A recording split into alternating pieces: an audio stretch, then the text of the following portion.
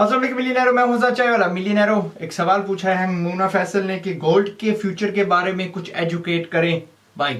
Okay, सो मैं आपको सब कुछ बताने वाला हूं जो मुझे पता है, जो मैं समझता हूं as an entrepreneur, as a businessman, कि मैं किस जाविये से गोल्ड को देखता हूं। सबसे पहले आपको पता होना चाहिए कि गोल्ड हम बड़े अरसे से एज ह्यूमंस, एज इंसान इस्तेमाल करते आए हैं। ये जो बैंक नोट्स हैं, ये जो क्रेडिट कार्ड्स हैं, ये जो डेबिट वगैरह कार्ड्स हैं, ये हालिया की इजाद है। और 1971 से पहले डॉलर गोल्ड यानी सोने के साथ अटैच था। आप डॉलर उठा के बैंक के पास जाके उसके बदले आप सोना ले सकते थे, उसे हम गोल्ड स्टैंडर्ड बोला करते थे। लेकिन अमेरिकी प्रेसिडेंट रिचर्ड निक्सन ने 1971 में ये जो बॉन्ड है, ये जो ताल्लुक है, ये जो गोल्ड स्टैंडर्ड है, इसको तोड़ दिया, इसको हटा दिया। उसके बाद एक चीज पैदा हुई जिसे हम फिएट करेंसी बोलते हैं, और फिएट करेंसी ने अपना रास्ता पकड़ लिया। अब दोनों की जो कदर है कभी कभार अपने साथ इंटरेक्ट करती है, कभी कभार इनकी रिलेशनशिप आपस में टकराती है, लेकिन लॉन्ग टर्म में सोना हमेशा अपने आप को बेहतर साबित करता है। शॉर्ट टर्म में डॉलर्स हो गए, रुपए हो गए, वो अपनी वैल्यू बरकरार रखते हैं। मीडियम टर्म में बिल्कुल नहीं, और लॉन्ग टर्म में तो आप भूल ही जाएं। मिसाल आपको ये देता हूं, फर्ज करिए कोई जूते, खाने की चीज,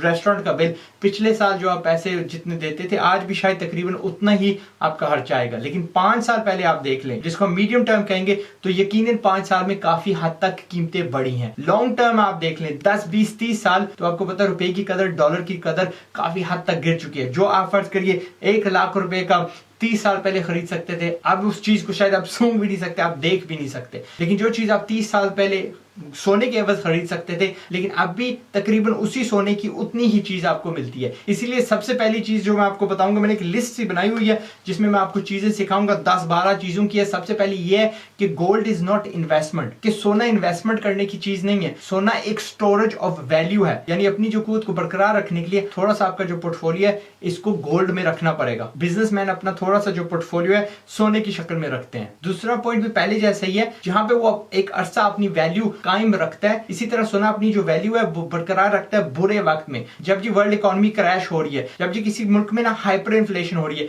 या जिस तरह मोदी ने रातों रात नोट बदल दिए, उन पे पाबंदी लगा दी। जिस बंदे के पास सोना था वो तो बच गया, वो तो रात को सुकून से सो सका, लेकिन जिसके पास सिर्फ नोट थे जमा हुए ढेरों घर तकिए के पीछे, वो तबाह हो गया, वो लुट गया, उसका नुकसान हो गया। तीसरी चीज, सोना सिर्फ आपको कैपिटल गेन्स देता है, यानी उसकी सिर्फ कीमत बढ़ती है। जाहिर गिर भी सकती है लेकिन बढ़ती है, वो आपको रेजिडुअल इनकम नहीं देता। जिस तरह की आपको प्रॉपर्टी में से किराया मिल जाता है, जिस तरह आपको शेयर्स में से डिविडेंड मिलता है, या बैंक आपको सूद देता है। यहां पे मैं कहना चाह रहा हूं कि सूद इज हराम, प्रॉफिट कर ले, या प्रॉफिट भी नहीं, अगर पूरे का पूरा सिस्टम बैंकिंग हराम है तो हराम है। ये फैक्ट मैं आपको सिर्फ इसलिए बता रहा हूं क्योंकि ये दुनिया की हकीकत है। इन हरबों को लोग इस्तेमाल करते हैं to get a residual income.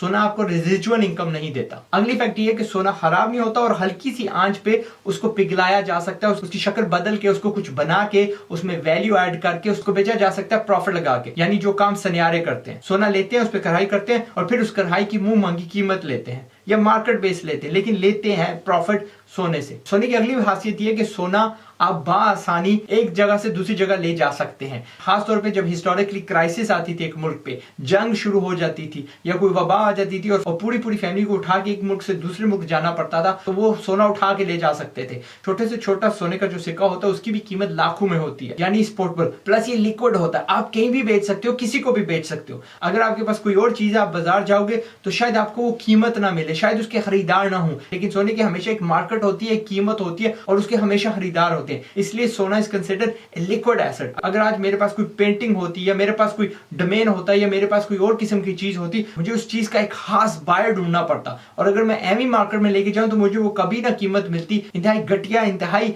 गिरी हुई कीमत उस चीज की मिलती बनिस्बत उसके जितने मैंने उसमें पैसे लगाए हैं, जितने की चीज वो मैंने खरीदी थी। अगली चीज ये कि दुनिया की पॉपुलेशन बढ़ रही है, आज तक कभी इतना दुनिया में अमन नहीं हुआ। यस, हमें पता है कि दर दर मुसलमानों पे जुल्म हो रहा है, लेकिन एज फार एज स्टेटिस्टिक्स गो, इतना दुनिया में कभी अमन नहीं हुआ। इतनी तेजी से इंसानों की पॉपुलेशन ही बढ़ी, क्योंकि आजकल हमें जंगों से कम खतरा है, डिजीज से कम खतरा है, वगैरह वगैरह। लेकिन इस पॉपुलेशन के बढ़ने के साथ इंसानों की जो डिमांड है गोल्ड की, वो कम नहीं हुई, जिसका मतलब है कि डिमांड सप्लाई के मुताबिक बंदे ज्यादा हैं लेकिन सोना कम है। लिहाजा सोने की कदर दिन ब दिन बढ़ रही है, और इसी तरह इसकी वैल्यू भी बढ़ती रहेगी। अगला पॉइंट ये है कि सोने के जो काने हैं, सोने के जो डिपॉजिट्स हैं, वो इतनी आसानी से नहीं मिल रहे जिस तरह हिस्टोरिकली मिला करते थे, जिससे मजीद इसकी सप्लाई पे दबाव पड़ रहा है। हत्ता कि एक जमाने में द कॉस्ट ऑफ माइनिंग सोना कम हुई थी। जब इंडस्ट्रियल रेवोल्यूशन आई थी तो हमने हाथ से खोदना, हाथ से माइन करना छोड़ दिया था, मशीनें आ गई थी, लेकिन वो जमाना गुजर गया। अब कॉस्ट ऑफ माइनिंग फिर से बढ़ना शुरू हो गया है और मजीद जो दबाव पा रहा है वो दो नए इस्तेमाल से हो रहा है। जो सबसे पहली ये है